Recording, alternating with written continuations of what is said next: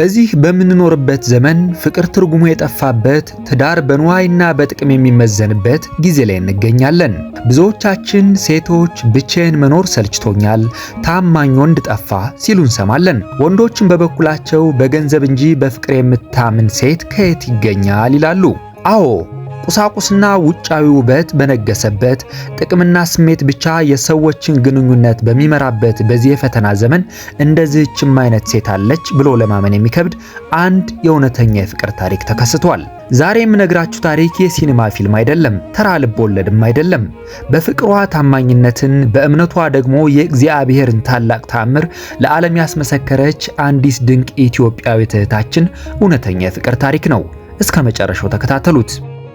ይህ ወጣት ትላንትና ጉልበት ነበረው። በጉጉትና በተስፋ የሚሮጥለት ትልቅ ህልም ነበረው። እርሱ በሰዎች ዘንድ የሚታወቅ በሳይክል ውድድር መድረኮች ላይ ስሙ የሚጠራ ኬታማ ስፖርተኛ ነበር። በሳይክሉ ላይ ሆኖ ነፋሱን እየቀደመ ሲበር የወደፊት ህይወቱን ብሩህ አድርጎ ያልመው ነበር። ነገር ግን የሰው ልጅ ህይወት በአንድ ቅጽበት ይለወጣልና ያ አለበገሬ ባይ ወጣት፣ ያ የነገ ተስፋ የጎለው ስፖርተኛ ባልታሰበ አጋጣሚ አስከፊ አደጋ ይደርስበታል። የአደጋ ህልሙን ብቻ ሳይሆን አካሉንም ይዞት ጠፋ። ሙሉ በሙሉ ሰውነቱ ፓራላይዝድ ሆነ። መራመድ ቀርቶ በራሱ መቆም እንኳን የማይችል ህይወቱን ሙሉ በዊልቸር ላይ ለማሳለፍ የተፈረደበት ምስኪን ሆነ። የሚገርመው ግን ጉዳቱ በዚህ ብቻ አላበቃም። አንደበቱም ተዘጋ። መናገር እንኳን የማይችልበት ጨለማ ውስጥ ወደቀ። እስኪ አስቡት፣ በዚህ ዘመን የለመድነው ምንድን ነው?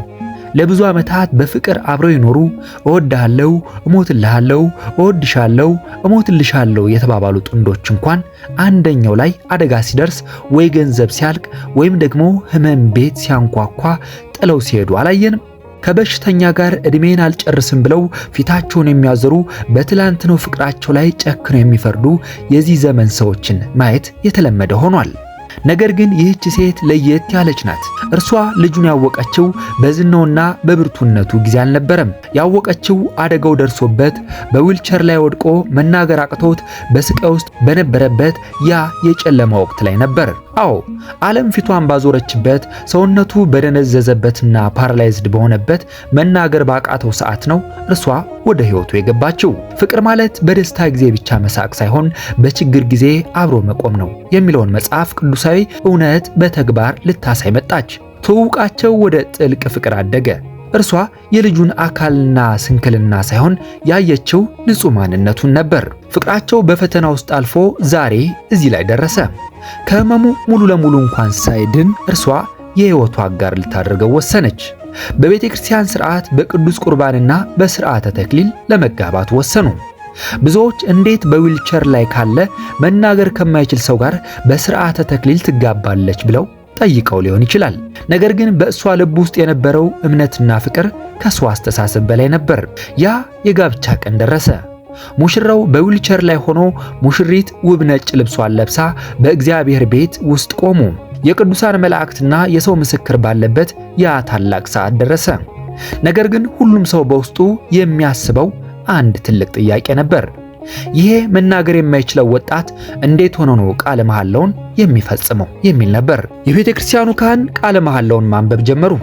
ሙሽሪት ቃለ መሐላዋን ፈጸመች። የሙሽራው ተራ ደረሰ።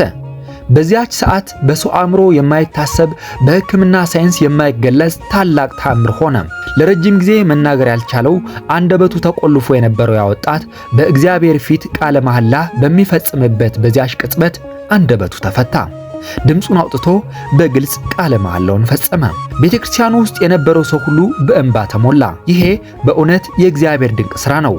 የእነዚህን ጥንዶች የእምነት ጥንካሬ፣ የዚህችን እህታችንን ንጹሕ ፍቅርና ታማኝነት አይቶ እግዚአብሔር ለዓለም ያሳየው ታላቅ ምልክትና ታላቅ ተአምር ነው።